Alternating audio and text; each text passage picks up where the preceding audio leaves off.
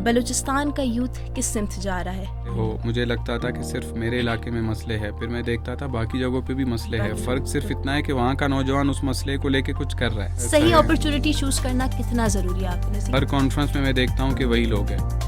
तो भाई आपने जब एक चीज़ कर ली, अब आप मूव ऑन करें और अपनी जिम्मेदारी समझ के बाकी चीज़ों पे काम करें, बाकी नौजवानों को आप लेके जाए। Big thing to understand. वाइल्सी है क्या? वाइल्सी क्या कर रहा है? वाइल्सी ऐसा क्या डिफरेंट करता है कि लोगों की लाइफ और आइडियोलॉजी और माइंड पूरा ट्यून हो जाता है? एक ऐसी कशिश है उसमें कि वो उस नौजवान को अट्रैक्ट करता है जो कि अपनी ज़िंदगी में कुछ करना चाहता है। और हमारी क्या रिस्पॉन्सिबिलिटी बनती है कि हम नौजवान को तो एम्पावर करें, लेकिन साथ साथ उनके पीछे जो सपोर्ट सिस्टम है उनको भी एम्पावर करें। Be self aware, know your self, know your weaknesses, know your values, know your emotions. I want to give our youth a challenge. अस्सलाम वालेकुम नाज़रीन, मैं हूं आपकी होस्ट फातिमा दहकान और खुशामदीद कहती हूं आपको दी स्टोरी टेलर स्टूडियो के एक और पॉडकास्ट में। जैसा कि आप जानते हैं कि पिछले कई पॉडकास्ट से हम यूथ के बारे में बहुत बात कर रहे हैं, उनके लिए जो अपॉर्चुनिटीज़ बलूचिस्तान में पाई जाती हैं उनके ऊपर बात कर रहे हैं। तो आज हमारे साथ एक पर्सनालिटी मौजूद है जो कि इंस्पिरेशन लैब के फाउंडर हैं और इसके साथ साथ फैसिलिटेटर, ट्रेनर और एक कोच हैं। यूथ के साथ और प्रोफेशनल के साथ इनकी वर्किंग है। आइए उनसे जानते हैं उनके बारे में और उनके काम के बारे में। अस्सलाम वालेकुम ज़ामरान, कैसे हैं आप? वालेकुम अस्सलाम, मैं ठीक हूँ, आप ठीक है? खैरियत से? अल्हम्दुलिल्लाह, बिल्कुल ठीक ठाक। आप खैरियत से? अल्हम्दुलिल्लाह। Thank you so much. I know कि आपका टाइम जो है वो बहुत ज़्यादा कीमती है, आप यूथ के साथ काम करते हैं और एक पर्पसफुल वर्क करते हैं, लेकिन आपने हमारे पॉडकास्ट के लिए टाइम निकाला। First of all thank you so much. Grateful, you are doing a great job, I would love to. Thank you so much Zamran. मुझे सबसे पहले ये बताएं कि यूथ के पर्सपेक्टिव पे आप काम कर रहे हैं, ज़्यादातर यूथ और प्रोफेशनल्स के साथ आप काम करें। बलूचिस्तान का यूथ किस सिमत जा रहा है? क्योंकि आप उनके साथ ज़्यादा वर्किंग करते हैं, तो मैं चाहूँगी पहले आप हमें इस बारे में बताएं। आपका बिल्कुल अच्छा सवाल है। आई थिंक कि ये बलूचिस्तान के नौजवान को कभी कभी ख़ुद भी नहीं पता है कि वो किस तरफ जा रहा है, वो किस सिमत में उसके लिए रास्ता बनाया जा रहा है। अगर वो ख़ुद अपना रास्ता बनाए तो वो किस तरफ से, किस डायरेक्शन में वो जाए। बलूचिस्तान के दो पर्सपेक्टिव के नौजवान हैं। कुछ नौजवान है जो मायूस है, बहुत ज़्यादा मायूस है और उनको कोई अपॉर्चुनिटी नज़र नहीं आ रही है। उनको काफ़ी ज़्यादा चैलेंजेस उनके अराउंड है, जो कि एक फ़ैक्ट है। और इसी बलूचिस्तान में फिर कुछ ऐसे नौजवान भी मौजूद हैं जो कि निकलते हैं और कहते हैं कि हम खुद अपने रास्ते बनाएंगे। वो एक डायरेक्शन में जाते हैं जिसमें वो अपॉर्चुनिटीज़ अपने लिए ख़ुद बनाते हैं, रिसोर्सेज अपने यूटिलाइज़ करते हैं, अपने टैलेंट पे काम करते हैं, उन प्लेटफॉर्म्स पे जाके अपनी आवाज़ को पहुंचाते हैं जहाँ पे उनको लगता है कि कोई चेंज आ सकता है। तो बलूचिस्तान के नौजवान पहले से ज़्यादा एक्टिव है, पहले से ज़्यादा बेहतर है। हम देख रहे हैं बलूचिस्तान में हर जगह किताब मेला लग रहा है, लिटरेचर फेस्टिवल्स हो रहे हैं। बलूचिस्तान के नौजवान एक्टिव हो गए माशाल्लाह से, वो लिख रहे हैं, वो बोल रहे हैं और अपने लिए बेहतर से बेहतर करने की कोशिश कर रहे हैं। हम देखते हैं कि यू ग्रेड में एक हमें पता चलता है कि बलूचिस्तान का नौजवान गया है, तो हम देखते हैं कि किसी नए फेलोशिप में बलूचिस्तान का नौजवान गया है। तो बलूचिस्तान के नौजवान पहले से बेहतर हो रहे हैं, एक्टिव हो रहे हैं। सबसे अच्छी बात है कि अपनी जिम्मेदारी को समझ रहे हैं कि शिकायत बहुत हो गई, चलो अब काम पे लगते हैं, अपनी कैपेसिटी में जो पॉसिबल है वो कर लें, जो ज़रूरी है वो करते हैं। तो आई थिंक काम पे लगे हैं बलूचिस्तान के नौजवान और उनकी डायरेक्शन अभी ये है कि अपने सूबे को, अपने इलाके को, अपने पूरे मुल्क को एक बेहतर दिशा में लेके जाना है और वो लोग लगे हुए माशाल्लाह इस पे। जो यूथ की हमारी एनर्जी है उसको एक सही सिमत पे लगाना किस हद तक आपकी नज़र में ज़रूरी है? क्योंकि आप यूथ के साथ काम करते हैं, आपको पता है कि उनका पोटेंशियल क्या है या उनकी एक इंस्पिरेशन क्या है या वो किस कैपेसिटी तक जा सकते हैं। तो उनकी कैपेसिटी के अकॉर्डिंगली आपको क्या लगता है कि कितना ज़रूरी है उनको एक रास्ता दिखाना, एक मेंटोरशिप या उनके लिए कोचिंग ज़रूरी है कि वो एक सही सिमत पे लगें और अपने पोटेंशियल को यूटिलाइज़ करें? बिल्कुल फातिमा, आई थिंक ये आपका ऐसा सवाल है ना कि आप समझो बताए कि हमने एक फरारी खड़ी की है, हमने उसमें सही उसका टैंक फुल किया है, वो बिल्कुल फास्ट इंजन की फरारी है, बस अब उसको ये नहीं पता कि उसको जाना कहाँ है। तो बलूचिस्तान का नौजवान अपने अंदर टैलेंट भरा बैठा है, उसके अंदर ये एक हंगर है कि वो कुछ काम करे, कुछ बेहतर काम करे। वो एक्सपोजर के लिए दौड़ता फिर रहा है कि कहीं से उसको कुछ एक्सपोजर मिले, किसी किताब से, किसी मेंटोर से, किसी एक बंदे से। वो फेसबुक पे बहुत सारे लोगों को अप्रोच कर रहा है, वो लिंक्डइन पे आजकल जाके शोर मचा रहा है। तो बलूचिस्तान के नौजवान अब जिस सिमत में या जिस डायरेक्शन में उनको जाना चाहिए वो उस तरफ जा रहे हैं। बस एक बड़ी क्राइसिस का हम शिकार है अगर मैं बताऊं तो उसमें से दो चीज़ें हैं जिसमें हम बिल्कुल इमरजेंसी सूरत हाल में है। एक है डायरेक्शन, दूसरा है करियर काउंसलिंग। हमारे नौजवानों को मेजर प्लेयर हमारे यही है पिलर्स। और बच्चा, अभी मैं तुर्बत यूनिवर्सिटी में सेशन कर रहा था तो आप यकीन माने कि एक 8वें सेमेस्टर की बच्ची कह रही है कि सर आपने जो बातें हमें बताई है मुझे अब समझ आया है इस सेशन में कि मेरी असल पोटेंशियल क्या है और मेरी असल डायरेक्शन क्या है। और मैं 8th सेमेस्टर में कंप्यूटर साइंस में I feel that I am nowhere. So नहीं है इनके पास डायरेक्शन, इनके पास वो GPS नहीं है, अगर है भी तो वो उनकी आवाज़ इस शोर में, इस नॉइज़ में, सोशल मीडिया के चक्कर में बहुत सारे और हर अपॉर्चुनिटी कह रही है कि मेरी तरफ आए, तो they are lost somewhere and what they need is, जैसे आपने बताया, डायरेक्शन। आई थिंक हमारे पास मेंटोर्स मौजूद है और उनको पता होना चाहिए कि उनकी बहुत बड़ी जिम्मेदारी है, चाहे वो कॉलेज के प्रोफेसर्स हो, चाहे वो यूनिवर्सिटी के प्रोफेसर्स हो, चाहे आपके और मेरे जैसे बिजनेस ग्रेजुएट हो या किसी भी अदारे के ग्रेजुएट हो, लेकिन उनको पता हो कि अभी जो 7वीं जमात का बच्चा है हमारी ऑडियंस है, हम उसके साथ जाके गप लगाए। जो प्रोफेशनल्स है वो जाके BS कंप्लीट करने वाले बच्चे से पूछे कि भाई आप अगले साल में आपका क्या मिशन है, जॉब नहीं रिस्पॉन्सिबिलिटी समझे उस चीज़ को कि जिम्मेदारी ये जिम्मेदारी है। फिर हम क्राइसिस में, अगर हमारे अभी जो बड़े हैं अगर वो इस बात पे हमसे गिला करते हैं ना कि इस क्राइसिस में हम कुछ नहीं कर रहे, तो आप हमें थोड़ी सी डायरेक्शन दे तो हम करेंगे। जिस नौजवान को डायरेक्शन मिली है वो चांद पे जाके पहुंचा है। डॉक्टर यारजान जैसे लोगों को डायरेक्शन मिली, उनको एक्सपोजर मिला तो वो जाके नासा तक पहुंच गए। कैसर रूंजा को एक चीज़ क्लिक हुई और आज पूरे पाकिस्तान को वो उर्दू AI सिखा रहा है। हमारे जैसे लोग हैं जो YLC से भी इवन ग्रेजुएट होकर निकलते हैं तो फिर वो अपनी कम्युनिटीज़ की तकदीर बदल लेते हैं, तो उनमें है पोटेंशियल, सेंस ऑफ रिस्पांसिबिलिटी भी साथ आ जाती है। हाँ, करना है आपने, बस किसी there is some purpose in life. There is some purpose for everybody. Exactly. I think what they need is to look for that purpose. They look for it every day. मेरा मैसेज होता है, मैं रोज़ाना लिखता हूँ, कुछ ना कुछ मैं ज़रूर लिखता हूँ, पुट आउट करता हूँ, खासकर लिंक्डइन पे, इंस्टाग्राम पे। तो उसमें 2 लफ्ज़ मेरे हमेशा रहते हैं, एक क्लैरिटी है, दूसरी डायरेक्शन है। कि इनके पीछे भागो, क्लैरिटी इतनी आसानी से नहीं मिलेगी, डायरेक्शन की खुदा ने बहुत बड़ी कॉस्ट रखी है। खुदा ने बताया कि इंसान का बहुत बड़ा पर्पज़ है लेकिन वो इतनी आसानी से उसको नहीं मिलेगा। वो पूरे कायनात का चक्कर लगाए तो फिर वापस जब आएगा तो उसको उसका डायरेक्शन समझ में आएगा। तो हम क्यों नहीं निकलते घर से, हम क्यों नहीं खोलते किताबें, हम क्यों नहीं किसी मेंटोर से वक्त मांगते, हम क्यों नहीं किसी अपने से बेहतर नौजवान को कहे कि हमें ज़रा टाइम दो, हम आपके साथ बैठे कुछ सवाल करें। है अभी ऐसे नौजवान जो पूछते हैं हमसे, आते हैं, लेकिन वो नंबर बहुत कम है। इस नंबर को बहुत जितनी तादाद हमारी यूथ की है उसकी निस्बत ये वाले तादाद बहुत कम है, जो ये तादाद बहुत कम है। मैं मकरान जाता हूँ तो मैं देखता हूँ कि वहाँ पे जो डीजल लोड करने वाली गाड़ियाँ है वो 2000 है। मैं इन्हीं नौजवानों को कॉलेजेस में देखना चाहता हूँ, यूनिवर्सिटीज़ में देखना चाहता हूँ। जो यूनिवर्सिटीज़ में मौजूद है मैं उनको एक बहुत अच्छे फेलोशिप में देखना चाहता हूँ। तो ये डॉट्स है सारे, इनको कनेक्ट होने के लिए आप जैसे लोगों को, मुझ जैसे लोगों को और YLC जैसे प्लेटफॉर्म्स को, मारखोर जैसे प्लेटफॉर्म्स को आई थिंक और आगे आना है। जो ये लोग कर रहे हैं, they are doing a great job. नौजवानों को मिल रही है इनसे डायरेक्शन, हमें भी मिली है। तो हम ये we hope, we pray and then we request नौजवानों से खुद कि आप भी ज़रा निकल के आओ, थोड़ी दिक्कत आप करें, कुछ इंटरेस्ट आप शो करें तो फिर रास्ता आपके लिए बनाएंगे। बिल्कुल। अच्छा, आपने इसमें एक चीज़ बड़ी अच्छी मेंशन की कि नंबर ऑफ़ अपॉर्चुनिटीज़। अब आजकल हम देख रहे हैं कि जी आप सोशल मीडिया का ज़माना है तो पूल ऑफ अपॉर्चुनिटीज़ आपके पास आती हैं। आप एक वेबसाइट खोलते हैं तो उसमें 1000 तरह की जो है ना वो फेलोशिप्स भी आ रही हैं, चीज़ें भी आ रही हैं, कॉन्फ्रेंसेस भी आ रही हैं।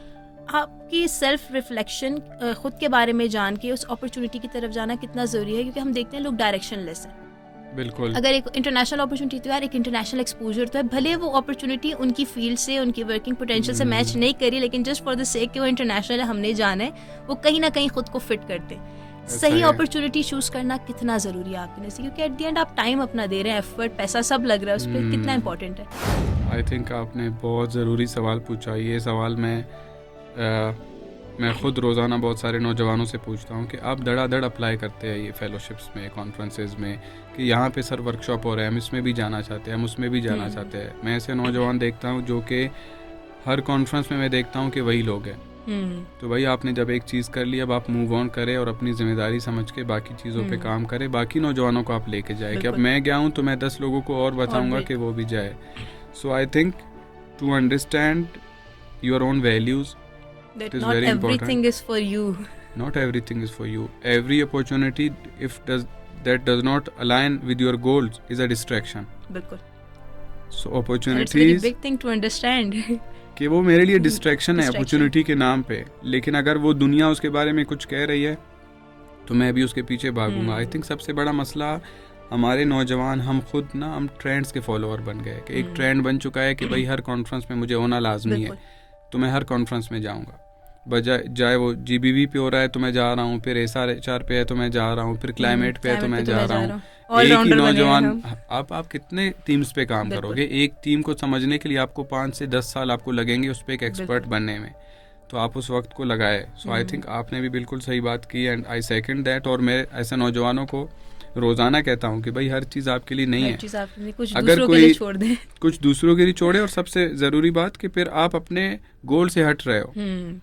अगर आप हर कॉन्फ्रेंस में जा रहे हो तो जो आपका एक अपना वर्क प्लान कहाँ है, 2 साल का, 3 साल का, 5 साल का, फिर आपने उसको 6 महीने के लिए कैसे ब्रेक डाउन किया है कि इन 6 महीनों में मेरे सामने कुछ भी आएगा मैं किसी चीज़ को यस नहीं बोलूँगा, क्योंकि I have said yes to my own goals, एक कमिटमेंट मैंने की हुई है, my own plan.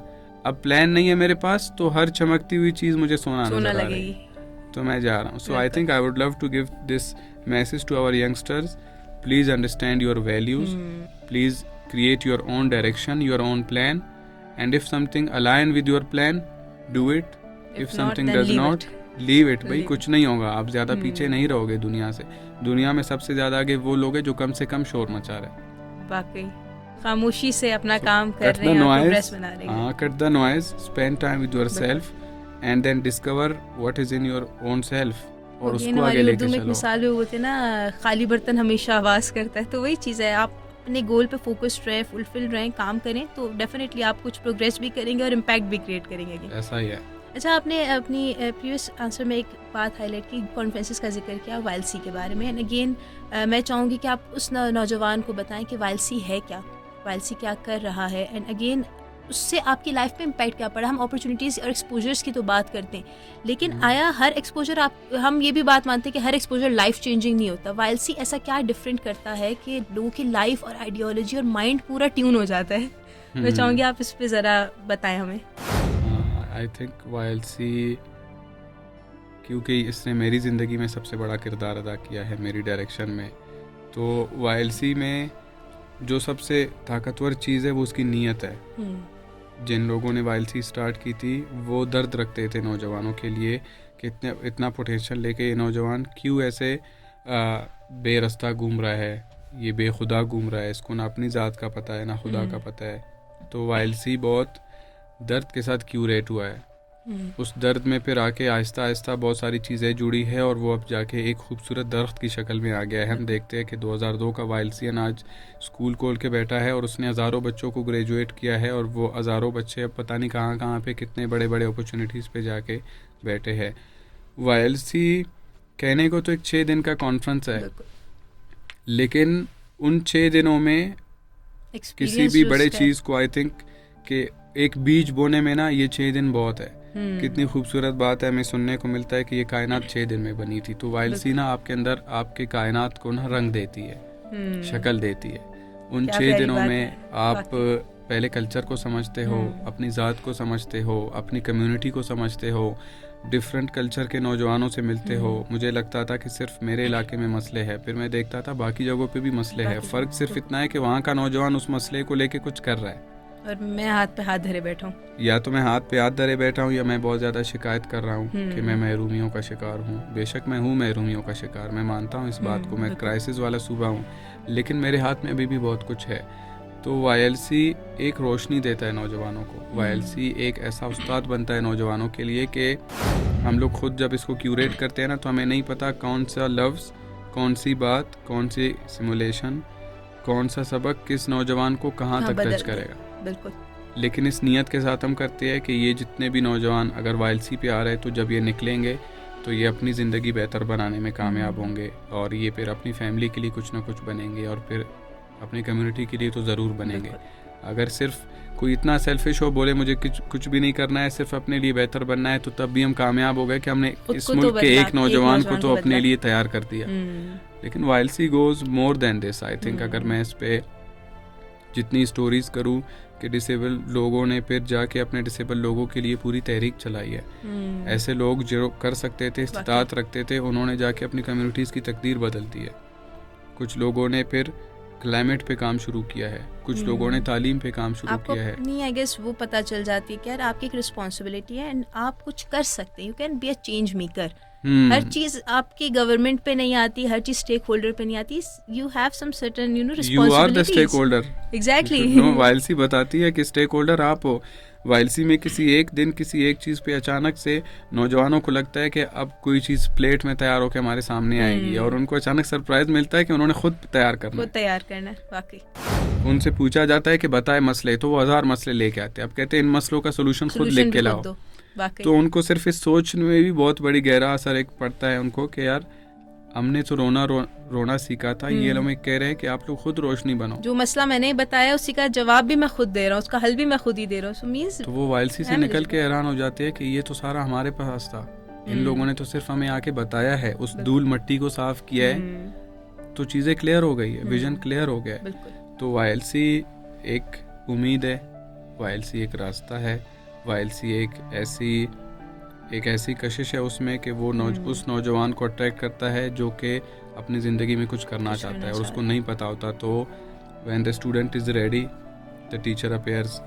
Same goes for वाइल्सी। जिस साल में जो नौजवान आता है उसको लगता है कि ये मेरी ज़िंदगी का सबसे ज़रूरी साल था कि मुझे ये अल्फाज सुनने को मिले, मुझे ये लोग जानने को मिले, मुझे इस फीलिंग से गुजरने को मिले जो मैं गुजरता। अच्छा, वाइल्सी के रिलेटेड ही बात करें, आप मुझे बताएं कि वाइल्सी की हर साल एक थीम होती है, हम एक टाइटल देते हैं उसे, एक नाम से जानते हैं। इस साल की वाइल्सी फॉर एग्जांपल इख्तियार है, इस साल की मैनिफेस्टेशन है।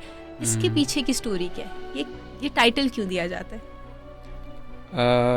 किसी भी गुफ्तगू को ना, किसी भी मजलिस को तैयार करने के लिए बहुत ज़रूरी है कि उसको एक थीम दिया जाए, उसको एक रंग दिया जाए, उसको एक जायका दिया जाए। तो थीम वो काम करती है असल में। थीम उस बिग पिक्चर का ना एक पूरा रंग होता है, क्रक्स है बेसिकली, क्रक्स है। फिर थीम लेके आता है हमेशा वाइल्सी चैम्प। प्रोजेक्ट लीड है, हमारी ज़ुबान में उसको वाइल्सी चैम्प कहते हैं, क्योंकि चैम्प की एक पूरी ज़िंदगी की जर्नी होती है, उसकी एक ज़िंदगी की अपनी फ़िलासफ़ी होती है। तो वो जब अगर इतनी बड़ी महफिल को सजा रहा है तो वो अपनी फ़िलासफ़ी ज़रा नौजवानों को बताए। बिल्कुल। तो फिर वो फ़िलासफ़ी थीम की सूरत में आके निकलती है। ज़बरदस्त। जब मैंने जब 2024 वाली वाइल्सी को लीड किया था तो उसमें मैंने बस एक लफ्ज़ को पकड़ा था कि मुझे सिर्फ ये समझ आए कि मेरे इख्तियार में क्या है। तो जब मुझे ये बात समझ में आ गई, जब मैंने रिफ़्लेक्ट किया अपनी ज़िंदगी पे कि कितनी बड़ी चीज़ें हैं जो मेरे इख्तियार में है, कितनी ज़्यादा चीज़ें हैं, तो मुझे जब मौका मिला कि इतने नौजवानों की बैठक तुम्हें सजाने को मिल रही है, क्या मैसेज दोगे? बिल्कुल। मैंने कहा एक लफ्ज़, इख्तियार। उस इख्तियार पे पूरी महफिल सजी और नौजवान निकल के आए, आप लोग निकल के आए, तो सबको समझ में आया कि हमारे इख्तियार में कितनी चीज़ें हैं। अच्छा, इसमें एक चीज़ है कि हम अक्सर ये देखते हैं कि इस तरह की कॉन्फ्रेंसेस या जब यूथ के हम बात करते हैं कि उनको चेंज करना है, हमने उन पे वर्क करना है, तो ऐसी कॉन्फ्रेंसेस का एक रिफ्लेक्शन होता है कि वाकई नौजवानों पे एक असर होता है उस चीज़ का। तो वो लोग जो उस चीज़ को एक्सपीरियंस नहीं करते वो एक इमेज रखते हैं कि ये बंदा बागी हो गया। तो आपकी नज़र में वो बगावत कितनी ज़रूरी है खुद से, आप कह सकते हैं अपने प्रेमिसेस, अपने घर वालों से, अपने दोस्तों से, अपने असूलों से, जो एक हमारे इर्द गिर्द बाउंड्री क्रिएट की हुए है, हमारे इख्तियार को रोके हुए है कि हम कुछ करना चाहते हैं लेकिन हम नहीं कर सकते, उसमें बगावत का कितना रोल और कितनी इम्पोर्टेंट है? ये एक बड़ा टेक्निकल सवाल हो गया। ये बहुत ज़रूरी है। अगर कोई आप ज़िंदगी में सिर्फ उस चीज़ पे जा रहे हो जो कि मैंने किताब में पढ़ी थी कि आपने जो बात की, ऑटो पायलट पे रख रहे हैं नौजवानों को ताकि वो इधर उधर ना जाए, उसके लिए जो रास्ता बनाया गया है वो उसी पे जाए। साम्राज्य ने बनाया है, सिस्टम ने ऐसा बनाया है कि ये नौजवान फिर हमारी डायरेक्शन पे चले, जबकि इंसान आज़ाद पैदा हुआ है। बिल्कुल ऐसा ही। अब उस आज़ादी के लिए ना उसको ज़रा इस शोर से निकलना पड़ता है, उसको एक ऐसी जगह जाना पड़ता है जहाँ पे वो अपनी आवाज़ को सुने, पहचान सके, समझ सके, फिर वो अपने अलिफ को पहचाने, वो अपनी ज़ात को पहचाने। तो ये जो कॉन्फ्रेंसेस होते हैं, इनके जाने के बाद शायद नौजवान ज़रा कुछ नया सोचता है, हम उसको बगावत कहते हैं। वो कुछ नया करता है, हम उसको बगावत कहते हैं। उसके सामने प्लेट में जो आ रहा था वो उससे अलाइन नहीं करता है, तो वो ज़रा उससे पीछे हट के कुछ नया तलाश करता है, तो हम उसको बगावत कहते हैं। So I think it's curiosity, I think it's the new discipline, it's creativity that we call बगावत, क्योंकि हमें लगता है कि अगर ये हमारे सारा नहीं सोच रहा है तो फिर ये बागी हो गया, गलत रास्ते पे जा रहा है। तो अच्छी बात है कि वो कुछ नया सोचे, हमें रोज़ नए सोच की ज़रूरत है। एक दिन दोबारा नहीं आ सकता, तो एक दिन का बंदा दोबारा अगले दिन भी अगर वो सेम बंदा होगा, वो सेम सोच में होगा, तो वो खसारे में। बिल्कुल। हमारा दीन कहता है कि तुम्हारा गुजरा हुआ कल और तुम्हारा आज अगर बराबर है तो तुम खसारे में हो। तुम्हारा आने वाला कल आज के दिन से बेहतर नहीं है तो तुम खसारे में हो। तुम बेहतर इंसान वो है जो बदले, जो ट्रांसफॉर्म हो, जो एक रेवोल्यूशन के प्रोसेस में हमेशा से हो। और उसमें वायलसी जैसे जो मकाम है वो रेवोल्यूशन है। और उसके बाद जब बच्चा निकलता है तो वो फिर एवोल्यूशन में चला जाता है कि खुद रोज़ाना कुछ ना कुछ सोचता है, कुछ ना कुछ बहता है, कुछ ना कुछ वो एक लफ्ज़ पकड़ता है, एक किताब पढ़ता है, काम करता है, तो फिर वो चीज़ निकलती है। तो इनको बहुत ज़रूरत है। मेरा मैसेज होगा नौजवानों के लिए कि भाई ज़रा थोड़े से बागी हो जाए। बिल्कुल हो जाए। और आई थिंक हमें ऐसे नौजवान चाहिए, वरना फिर हम सब जॉब के चक्कर में लगेंगे। हम सब अपनी CV सबमिट करके हैरान हो जाएंगे कि जवाब क्यों नहीं आ रहा। हम सब एक ही फॉर्म भर के बोलेंगे कि मैंने तो फॉर्म तो भरा था, अब जवाब नहीं आया, मैंने किस क्वालिटी का भरा था, मेरी CV कितनी क्वालिटी वाली है, मेरा कॉन्फिडेंस मुझे कहाँ तक लेके जा सकता है। कॉन्फिडेंस का ताल्लुक ईमान से होता है। मसला ये है कि मेरा नौजवान, मेरे मुल्क का नौजवान, वो अगर उसमें अंदर कॉन्फिडेंस नहीं है तो उसको ये बात परेशान करनी चाहिए कि मेरे अंदर ईमान की कमी है। और वो ईमान मौजूद है, बस मैंने उसको ना डाउट्स में, दूसरों के शोर में, बहुत सारे नॉइजेज में मैंने उस ईमान को दबा दिया है कहीं।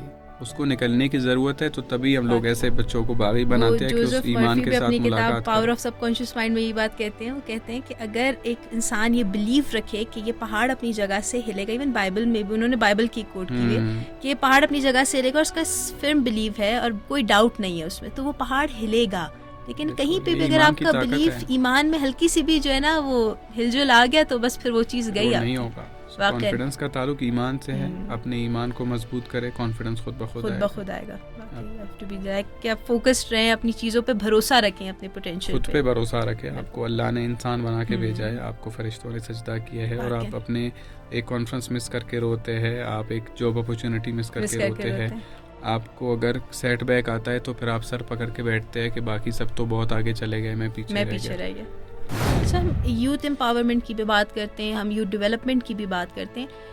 हम ये देखते हैं कि हमारे जो पेरेंट्स हैं या हमारे जो हमसे पहले की जनरेशन है, उनमें और हम में आजकल की यूथ में एक जनरेशन गैप है।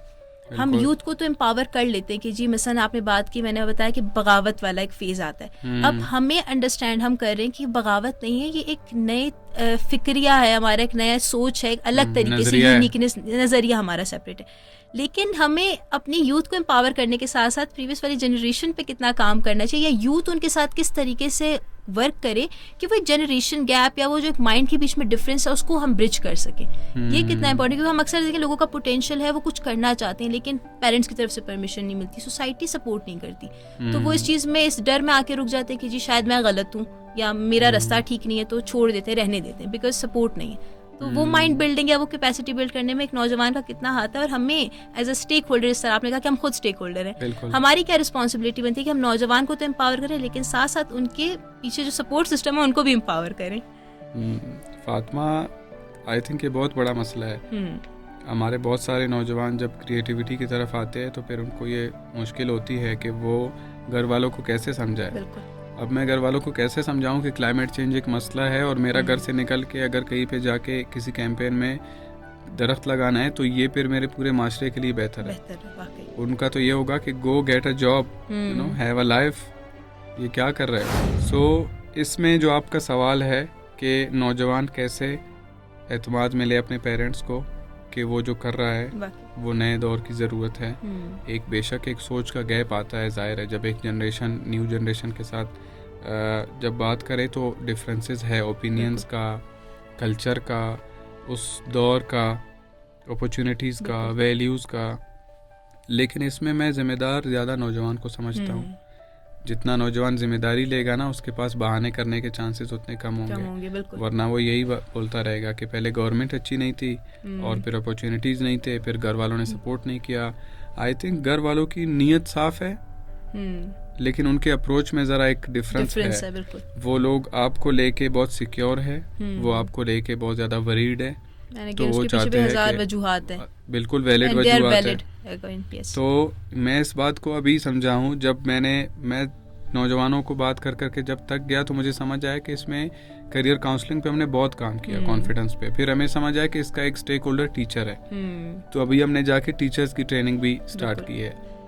अब हमें ये समझ आया कि इसमें पेरेंट्स का भी बहुत बड़ा किरदार है, तो हम पेरेंट्स के साथ भी काम करते हैं। लेकिन हम जितना भी काम करें, एक नौजवान को अगर वो चाहता है कि उसके घर से उसको इख्तियार मिले अपने फैसलों का, तो पहले वो खुद को प्रूव करे। बिल्कुल। सबसे बड़ा मसला, सबसे बड़ा जो कंसर्न पेरेंट्स का है वो है कि भाई अभी तक नौजवान ने कुछ प्रूव नहीं किया है। प्रूव करने की बहुत सादा मिसाल है। कामरान रिजवी साहब ने मुझे 2019 वाले कॉन्फ्रेंस में बताया कि जामरान, आप इतनी बड़ी बातें कर रहे हो ना कि एक पूरे मुल्क को बदलना है, सूबे को बदलना है, बलूचिस्तान के लिए कुछ करना है, आपको भी कौन चला रहा है, आपकी मईशत को कौन चला रहा है। उसने बहुत सारा सवाल किया मेरे से, क्योंकि मैं 18 साल से ऊपर का था। तो मैंने कहा अभी तक भी घर से कुछ सपोर्ट आ रही है। तो उन्होंने बोला ये कब तक आएगा? मैंने कहा शायद ये ग्रेजुएशन तक आए और उसके बाद देखते हैं कब जॉब मिलेगी। तो बोला अभी भी बहुत सारी चीज़ें हैं जिसमें तुम जॉब कर सकते हो, तुम ट्यूशन पढ़ा सकते हो, तुम कुछ फ्रीलांसिंग कर सकते हो, अभी से प्रूव करो। उनकी ये बात मैंने दिल पे ले ली और मैंने कॉल सेंटर में जॉब शुरू किया। सो आई थिंक कि यही बात आती है कि जितना नौजवान जल्दी खुद को प्रूव करेगा, उतना आसानी उसके लिए होगी अपने फैसले लेने का, उसका अपने फैसलों पे इख्तियार होगा।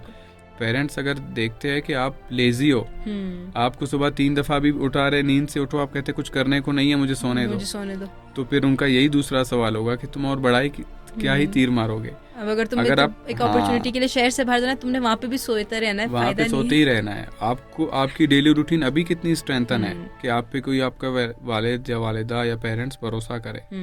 तो दोबारा ये चीज़ हमें नौजवानों को बावर कराना है कि if there is a lack of support, it's because of you. If there is a lack of trust, it is up to you to make that trust. If there is lack of understanding, you have to make them understanding, because जंग आपकी है, उनकी नहीं है। अगर उनके लिए तो वो खुश होंगे कि आप और कुछ ना करो, तो घर पे बैठे रहो, उनके लिए एक विन है कि बहुत बार हालत खराब है, कम से कम बच्चा घर पे है। You are losing opportunity, you are missing out, you are losing your own potential, so it's again your choice। खुद से जंग है। वही वाला एक शेर जो मैं हमेशा कहती हूँ कि खुद को किस किस पर आजमाओगे, खुद से लड़ जाओ, जीत जाओगे। अगर जीतना है, कुछ आगे जाना है, तो खुद से लड़ो, खुद से जंग करो। सबसे जो जितना खुद से लड़ता है ना, उसको बाकी जंगें नहीं लड़नी होती। जितना ये बाकी जंगें लड़ रहे होते हैं लोग, इस वजह से कि वो अपनी जंग में हार चुके हैं। वो हमेशा ये सुनते हैं ना कि आप लोग खुद पे इन्वेस्ट करें, आपकी सबसे बेस्ट इन्वेस्टमेंट वो जो आप अपनी ज़ात पे करें, एट द एंड रिजल्ट वही आपको देगा जिस पे आप इन्वेस्ट कर रहे हो। कितनी मैंने कोचिंग की जुबान में भी एक चीज़ सीखी थी जो मैंने आगे लिखी भी कि You are the most important project that you will ever work on. ज़बरदस्त। Work on yourself. Every day, every minute. दिन में कुछ और प्रोडक्टिव करो ना करो, लेकिन 1% खुद को बेहतर करो। तो आप साल में 365% आप इम्प्रूव होंगे हर वर्जन में। और ये कंपाउंड इफेक्ट है। 1% बेहतर करना मतलब दिन में 1 पेज किताब पढ़ना। 1% खुद को बेहतर करना मतलब किसी अपॉर्चुनिटी के लिए 1 ईमेल लिखना। 1% बेहतर करने का मतलब है किसी एक मेंटोर को मैसेज करना। 1% बेहतर करने का मतलब है कि 1 घंटा खामोश बैठ के क्लैरिटी के साथ अपने आने वाले वीक को प्लान करना। वाकई 1% इम्प्रूवमेंट आ गया आपके। अच्छा, आपने एक बात की इसमें कि वैल्यू, हम वैल्यू को आप किस लेंस से आइडेंटिफाई करते हैं? क्योंकि हम अक्सर लोग कहते हैं कि लोगों की डिफरेंट वैल्यू सेट की होती है कि जी मेरी वैल्यू ये, मैं इस चीज़ पे कॉम्प्रोमाइज़ नहीं करता, ये चीज़ मेरी वैल्यू में ऐड नहीं हो रही है, मैं नहीं करता है काम। वैल्यू दर हकीकत है क्या? और वो लोग जिनकी कोई वैल्यू सेट नहीं हुई, वो अपनी वैल्यू सेट किस तरह से करें, उसके पीछे का प्रोसेस किस तरह से? ये बहुत इंपॉर्टेंट आई गेस क्वेश्चन है, बिकॉज इसी में पूरी लाइफ आपकी बेस कर रही है एट द एंड। इंसान को चलाने वाले उसके वैल्यूज़ है, उसके फैसलों को, उसके चॉइसेस को इन्फ्लुएंस करने वाले वो किन लोगों में बैठता है, ये उसके वैल्यूज़ पे डिपेंड करता है। वो किस माहौल में खुश रहता है, ये उसके वैल्यूज़ पे डिपेंड करता है। वो कहाँ पे खर्च करता है, ये उसके वैल्यूज़ पे डिपेंड करता है। वो क्या सोचता है, वो क्या फील करता है। So values are the directors, values are the GPS, values are the fuel that why we do what we do. तो वैल्यूज़ इंसान की ना वो डायरेक्शंस है, वैल्यूज़ इंसान के अंदर वो बीज है, वो सीड्स हैं जो कि इंसान के हर फैसले को, हर इमोशन को, हर चॉइस को इन्फ्लुएंस करती है। अब कुछ लोग बोले कि शायद हमें हमारे वैल्यूज़ का नहीं पता या हमारे अंदर वैल्यूज़ नहीं है। सबके अंदर वैल्यूज़, सब में कोई ना कोई, सिर्फ मसला ये है कि उनको पता नहीं है कि उनकी वैल्यूज़ क्या है। इसका बहुत आसान तरीका ये है कि अगर आपको जानना है कि आपकी वैल्यूज़ क्या है, तो आप देखो कि अभी आपकी ज़िंदगी में इम्पोर्टेंस किस चीज़ की है। फैमिली है तो family is one of your value. अपना टाइम है, जैसे मेरी ज़िंदगी में मेरा टाइम मेरे लिए बहुत, मुझे ना एक तब चढ़ती है अगर मेरा टाइम वेस्ट हो रहा हूँ कहीं पे और मुझे लगे कि अब यहाँ पे मेरा ज़्यादा टाइम लगा है, इस टाइम में मैं कुछ बेहतर कर सकता था। So my own time and my improvement is one of my values. Values अगर इंसान को खुद तलाश करनी है तो ये भी जे शेट्टी की एक किताब है, थिंक लाइक अ मंक। उसमें बहुत बहुत खूबसूरत वैल्यूज़ पे एक चैप्टर है और वो यही बताता है कि वैल्यूज़ इंसान के इंडिकेटर्स है। वो आपको बताते हैं कि आपने किस दिशा में जाना है, लेकिन वो बहुत ट्रिकी है वैल्यूज़। वो बहुत धीमे अल्फाज में बताएंगे आपको, वो बहुत धीमी आवाज़ होगी। How to find your values, know your priorities, spend time with your self and write that what is important for you in your life, what do you value the most। उन चीज़ों को आप लिखे और फिर रोज़ाना देखें कि मेरे जो, आप अगर कोई फ़ैसला भी करते हैं तो उस फैसले को करने के बाद रिफ्लेक्ट करें कि ये किन वैल्यूज़ पे मैंने ये फ़ैसला किया, बाकी आया वो उसके क्राइटेरिया में फिट हो रहा है या नहीं हो रहा है। हाँ, तो आपको आपके फैसले बताएंगे कि आपकी वैल्यूज़ क्या है, आपका डेली रूटीन बताएगा कि आपकी वैल्यूज़ क्या है, आपके दोस्त बताएंगे कि आपकी वैल्यूज़ क्या है, आपके हर चॉइस के पीछे आपकी वैल्यूज़ का हाथ है। तो if you want to know your values, take a deeper look on your choices, the decisions that you make, the people that you spend time with, the kind of movies that you watch, the kind of songs that you relate with, the kind of books that you like will tell you about a lot about your values. About your values, ज़बरदस्त। ये वाकई बहुत important चीज़ है कि again ये self reflection पे बात आती है कि आप खुद को देखें, अगेन अपने साथ टाइम स्पेंड करें, कि आप खुद पे इन्वेस्ट करेंगे तो ये चीज़ें पता चलेगी। कोई बाहर वाला बंदा की definitely will never tell you कि जी ये आपकी वैल्यू सेट है, ये आपकी वैल्यू है। मुझे एज अ नौजवान दो चॉइस मिले, एक ये कि मुझे यूएस का एक ट्रिप मिले, या एक ये कि मुझे मेरे डीपर वैल्यूज़ के बारे में पता चले। तो आई थिंक मैं अपने वैल्यूज़ पे पहले जाऊँगा, क्योंकि वो मेरी पूरी ज़िंदगी की ना जो बिल्डिंग है वो उन फाउंडेशंस पे बनी है, मेरी वैल्यूज़ पे। मुझे जब पता नहीं होगा तो मेरे अपने, जैसे बहुत से नौजवान अभी फैसला करके कहते हैं हम इस पे खुश नहीं है, उस टाइम तो हम बड़ा खुश थे क्योंकि वो फैसला ट्रेंड पे किया था, वो फैसला शोर पे किया था, वैल्यूज़ पे नहीं किया था। तो अभी हम खुश नहीं है। जो फैसला मैं वैल्यूज़ पे करता हूँ उसमें कितने भी मुश्किल आए, उसमें मैं कितने भी मैं भूख प्यास और कितने भी डिप्रेशन में जाऊँ, लेकिन मुझे पता है कि ये मेरी वैल्यूज़ पे आता है तो ये सही है। मैं जिस अदारे से अभी ग्रेजुएट हुआ हूँ रिसेंटली, सबसे ज़्यादा मेरी वैल्यूज़ को अगर किसी अदारे ने मुझसे मिलाया है तो वो स्कूल ऑफ लीडरशिप है। तो स्कूल ऑफ लीडरशिप की भी अपनी वैल्यूज़ 6 है और उन 6 वैल्यूज़ पे हमें जीना सिखाया गया। तो हमें समझ आया कि अपनी भी वैल्यूज़ को हम इसी तरह पहले या तो बनाओ, पहले तो अपनी वैल्यूज़ को जानो, अगर नहीं है तो बनाओ और फिर उनको इतना प्रैक्टिस करो कि वो आपके वैल्यूज़ बन जाए। वाकई। So that's how I think we define values in life. अच्छा, मुझे ये बताएं ज़ामरान, क्योंकि आप यूथ के साथ भी काम कर रहे हैं एंड प्रोफेशनल्स के साथ भी काम कर रहे हैं, कोई एक ऐसी चीज़ जो कि अभी हमारे लोगों के माइंडसेट को अभी तक चेंज होने की मज़ीद ज़रूरत है, किसी एक चीज़ में वो बहुत लैक कर रहे हैं, या उनके आपके लगता है कि ये एक स्लॉट ऑफ इम्प्रूवमेंट अगर सब में जो एक सिमिलर प्रॉब्लम चलती आ रही है, वो एक सिमिलर प्रॉब्लम क्या है कि वो किस चीज़ की वजह से इम्प्रूवमेंट की तरफ नहीं जा सकते, और अगर वो इस एक चीज़ को इम्प्रूव कर दें सो आप कह सकते हैं कि बहुत हद तक डिफरेंस आ सकता है। Sense of personal responsibility, that's it. I think आपके पूरे सवाल का, हाँ, हमारे लोग, हमारे पूरे सूबे के लोग और ख़ासकर हमारे नौजवान बहुत ज़्यादा मुश्किलों के शिकार हैं। उसमें हमारे लिए बहुत आसान हो गया ये बताना कि ऑलरेडी हमारे पास कुछ नहीं है तो इसलिए हम कुछ नहीं कर रहे, हम इसलिए इम्प्रूव नहीं हो रहे कि अपॉर्चुनिटीज़ नहीं है, प्लेटफॉर्म्स नहीं है, डायरेक्शन नहीं है, लोग नहीं है, मेंटोर्स नहीं है, बाकी जगह तो ये क्या हो रहा है, यहाँ पे तो कुछ नहीं हो रहा। We still lack sense of responsibility. जितना पोटेंशियल है उसको अभी तक यूज़ नहीं किया है, जितने रिसोर्सेज है उनको अभी तक यूज़ नहीं किया है, जितनी किताबें हैं उनको अभी तक नहीं पढ़ी है, जितने मेंटोर्स मौजूद है उनके साथ उतना वक्त नहीं लगाया है, जितनी डिसिप्लिन की ज़रूरत है उतना डिसिप्लिन हमने एज अ सोसाइटी नहीं शो किया है। खुद पे भी मैं रख के बोलूँ, मैंने कराची में 2 साल काम किया एज अ प्रोफेशनल। सबसे ज़्यादा मेरे अदारे ने जिस चीज़ पे मेरे साथ स्ट्रगल किया वो था प्रोफेशनलिज्म। वाकई कि ज़ामरान का इंटेंट बहुत प्योर है, ज़ामरान का पैशन बहुत है काम करने का, लेकिन उस प्रोफेशनलिज्म को मुझे डेवलप करने में बहुत अरसा लगा, टाइम लगा। वाकई even working full time in here in Quetta, we do lack professionalism. तो जो इम्प्रूवमेंट लाने की ज़रूरत है, to take sense of responsibility. यार दुनिया के जो स्टैंडर्ड्स हैं हम पहले उन पे तो आए, वाकई हम बेसिक उनके पे हाफ लैग को कर तो रहे हम हैं। आए, हम बेसिक भी लैग कर रहे हैं तो हम क्या ही करेंगे। इसकी सादा मिसाल ये है कि इम्प्रूवमेंट में मैं एक स्टोरी लगाता हूँ कि एक जॉब है, सोशल मोबिलाइजर चाहिए, ये अदारा है, ये उनकी ईमेल है, ये लास्ट डेट है, अप्लाई करें लोग। मैं लगाता हूँ स्टोरी, जवाब क्या आता है? डिटेल्स। मेरा नौजवान उसको देखता भी नहीं है कि उसमें सारा चीज़ तो लिखा हुआ है, सारी डिटेल्स भी है ना, एग्जैक्टली। तो वो कहता है, पूछता है डिटेल्स, या फिर वो वॉइस नोट करता है कि जामरान भाई इसके बारे में ज़रा बताए ना। भाई मैं क्या बताऊँ, आप एग्जैक्ट सवाल करो। Take some responsibility, research about the project, research about the organisation. इतनी बेसिक मिसाल है। दूसरी हमारी है कि कोई भी ऐसी चीज़ आती है, कोई भी ऐसा नया कोई ट्रेंड आता है, तो फिर हम उसको फॉलो करने में फ़ौरन बगैर किसी रिसर्च किए हम उसमें लग जाते हैं। टेक सम रिस्पॉन्सिबिलिटी, उसके बारे में रिसर्च करो, उसके बारे में देखो, दिखाएं, मेहनत करें, अपनी तरफ से तो कुछ करें वाकई। Then you will get what you want. So the only thing that we need to improve as a society, among our youngsters, in our professionals, and as a society as a whole, is to have a sense of responsibility. Crux आप इसी का यही चीज़ देंगे कि अपनी system को, अपनी responsibility को आप समझें कि आपका क्या किरदार है, आपकी जिम्मेदारी क्या है। वाकई बहुत बहुत इंपॉर्टेंट चीज़ है। और अगर मेरे ख्याल से इस पर अगर हम सब काम करें कि मुझे पता हो कि वन हम घर के निज़ाम की बात जब करते हैं तो हम ये कहते हैं कि यार माँ को पता है उसकी रिस्पॉन्सिबिलिटी घर में एज अ माँ क्या है, बाप को पता है उसकी रिस्पॉन्सिबिलिटी क्या है, तो घर का निज़ाम ऐसे ही चलेगा। लेकिन अगर खूबसूरत चलता है, यही चीज़ हम माशरे को भी दिखाए।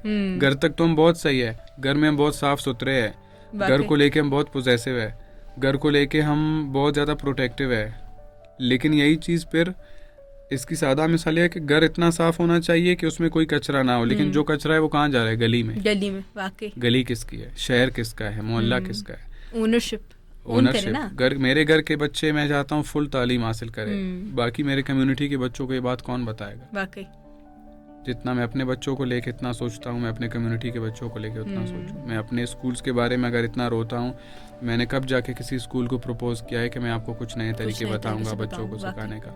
मैं रोज़ाना ये इस बात पे अगर चीखता हूँ कि कॉन्फिडेंस और डायरेक्शन नहीं है मेरे नौजवानों में। कितने नौजवान बलुस्तान में निकले हैं जिन्होंने आने वाले नस्ल के लिए काम किया है। सारे ग्रेजुएट्स कहते हैं हमारे पास प्लेटफॉर्म नहीं है कोई प्रोफेशनल काम करने का। आप निकलो, सिर्फ आप करियर काउंसलिंग स्टार्ट करो नौजवानों में, तो आपको खुद अपनी प्रोफेशनल एबिलिटीज़ का पता चलेगा। आपको जाके पहले एक लेटर लिखना है प्रोफेशनल कि मुझे यहाँ पे एक करियर काउंसलिंग का सेशन करना है, फिर आपने उसके लिए तैयार करना है, कोई या तो खुद करना है या किसी को तैयार करना है। ये सारी प्रैक्टिसेस आपको किसी बहुत अच्छे प्रोजेक्ट के लिए तैयार करेंगे। बदकिस्मती से हमारा नौजवान कहता है कि मुझे सब चीज़ प्लेट में तैयार चाहिए। वैसे इसमें एक ये चीज़ भी है कि हम बहुत ज़्यादा इर्द गिर्द चीज़ों को देखते हैं कि हमारे लोग जो है वो वॉलंटियर वर्क जो होता है उसको एक बहुत डिफरेंट मीन में लेते हैं। उनके लिए वॉलंटियरिज्म इज़ जस्ट लाइक मुफ्ते का काम। लेकिन हम ये चीज़ जानते हैं कि अक्सर ये वॉलंटियर वर्क आपकी लाइफ के अंदर बहुत बड़े बड़े मेजर इम्पैक्ट्स लेकर आता है। मैं हमेशा बात लोगों को कहती हूँ, मेरी अपनी जब यूथ के साथ इंट्रैक्शन होती है, मैं कहती हूँ देखिए हर काम आप पैसे के लिए नहीं करते। कुछ काम आपकी एक सोल आपको ना सेटिस्फाई होनी चाहिए कि मैं ये काम करता हूँ, मुझे इस काम से खुशी होती है, उसके पीछे सिर्फ पैसा फिर मेरा पर्पज़ नहीं होना चाहिए। तो ये वाली जो एक माइंडसेट हमारे लोगों का बिल्ट हुआ हुआ है कि जी फॉर एग्जांपल अब मैं इस लेवल पर हूँ कि मैं फ्री में किसी के लिए काम नहीं करता, या फिर मुझे नहीं करना, या मेरा तो बस एक हक अदा हो गया। तो उस माइंडसेट को चेंज होने की कितनी ज़रूरत है कि यार आपके कंधे पे कुछ जिम्मेदारियाँ हैं, कुछ लोगों को आपकी ज़रूरत है, आपको थोड़ा सा टाइम अपनी रूटीन में से चीज़ों में से निकाल के उस चीज़ को देना पड़ेगा। इस चीज़ को आप किस तरह से एज अ कोच देखते हैं कि आप लोगों के साथ इंटरेक्ट करते हैं, लोगों की लाइफ के बारे में उनकी काउंसलिंग करते हैं, उनको गाइडलाइन देते हैं कि आप इस तरह से अपनी लाइफ को बेहतर करें, तो उसमें इस चीज़ की इम्पोर्टेंस कितनी है? फातिमा, हमारा इंसान होने का जो सबसे बड़ी दलील है वो ये है कि हम लोगों के लिए बेहतर काम करें। मैं एज अ इंसान तब आगे बढ़ूंगा जब मैं किसी और के लिए फ़ायदेमंद हूँ। बिल्कुल, ये एक बहुत बेसिक बात अगर मुझे समझ आए तो इसमें हमने अभी लफ्ज़ वॉलंटियर दिया है, लेकिन मोमिन अपने बारे में नहीं सोचता। तो मोमिन का एक बहुत, अगर हम वन ऑफ द साइड्स देख ले तो that is to volunteer for other people, volunteer for a purpose, volunteer for a good cause. इसमें अभी दो एस्पेक्ट्स है। पहला ये कि अगर मैं वॉलंटियर कर रहा हूँ किसी बड़े मकसद के लिए तो मैं उन मोमिनों में से हूँ, मुझे वो चूज़ किया गया है।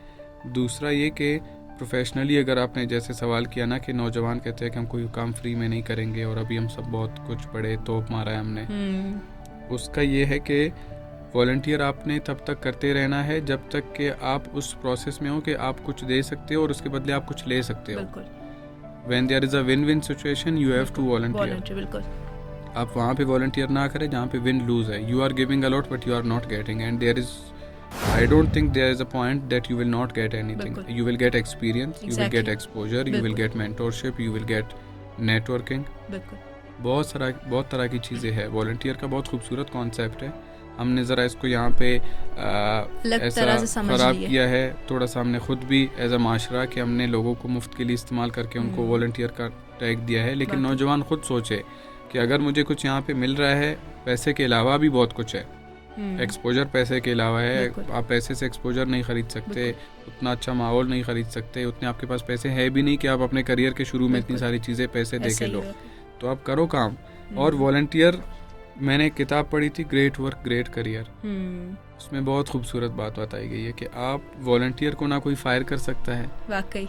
ना कोई उसको निकाल सकता है, ना वाकई. कोई उस पर सवाल कर सकता है. आप वॉलंटियर बने और दुनिया का जो भी मसला आपको अट्रैक्ट कर रहा है आप उसके वॉलंटियर काम बने. किसी दिन आप उस पर अथॉरिटी बन जाएंगे. वाकई. To volunteer is to be an authority. बहुत इतना वॉलंटियर करो, इस लेवल तक करो कि किसी दिन यू बिकम द अथॉरिटी, वाकई. कि इस बंदे के पास जाना है इस मसले के लिए. जबरदस्त. Volunteership is a trait of moment. Period of moment. Kamran, आखिर में मैं चाहूँगी आप बताएं कि यूथ के लिए आपके पास कोई ऐसी चीज़ जो आप चाहते हैं कि हमारी यूथ एक्सप्लोर करे या फिर उस पर मेहनत करे, काम करे, कोई पैगाम, कोई एडवाइस. हम एडवाइस तो लोग अक्सर बहुत लोग बोलते हैं कि जी हमने दिया, कोई रास्ता अगर आप उनको दिखाना चाहें, आपके नज़दीक एक बिल्कुल. बेहतरीन मोर रास्ता. Then an advice it would be a request and then a challenge. हम रिक्वेस्ट भी आजकल हमारे लोगों को, आप बोलो कि आपसे रिक्वेस्ट है तो वो बोलेंगे अब तो हम नहीं करेंगे. हम तो नहीं करेंगे. I want to give our youth a challenge जिस पे वो सबसे ज़्यादा इसको एज अ चैलेंज लेके उस पे काम करे. That is self awareness. जितने मैंने और आपने मसले डिस्कस किए, इन सब का जड़ सेल्फ अवेयरनेस है. कि सेल्फ अवेयरनेस नहीं है तो वैल्यूज़ का नहीं पता. सेल्फ अवेयरनेस नहीं है तो स्ट्रेंथ का नहीं पता. सेल्फ अवेयरनेस नहीं है तो फिर किसी भी अपॉर्चुनिटी को मैं समझता हूँ कि ये मेरी अपनी अपॉर्चुनिटी है या फिर ये मुझसे रेलिवेंट है. Be self aware. Know your self, know your weaknesses, know your values, know your emotions, understand what your emotions are telling you. खुद अपनी ज़ात को पहचानने के लिए थोड़ी सी मेहनत करो यार. तुम इतने किताबें पढ़ते हो, इतने लोगों के कॉन्फ्रेंसेस में जाते हो, इतने स्पीकर्स को पढ़ते हो, सुनते हो, समझते हो, उनकी रील्स आप पूरा दिन अपने स्टोरी पे लगाते हो, उनकी बात को प्रैक्टिस नहीं कर रहे हो. बस सब कर रहे हो और उसके बीच में फ़र्क है. बस नॉलेज रख ली है, प्रैक्टिकल नहीं किया उस पर. हाँ, मुझे सब जानना है, करना मुझे कुछ नहीं है. जब मैं सिर्फ जानता हूँ और मैं नहीं करता हूँ तो वो चीज़ मेरे ईमान का हिस्सा नहीं बनता, वो चीज़ मेरे बिलीफ का हिस्सा नहीं बनता. So understand self awareness, work on your self.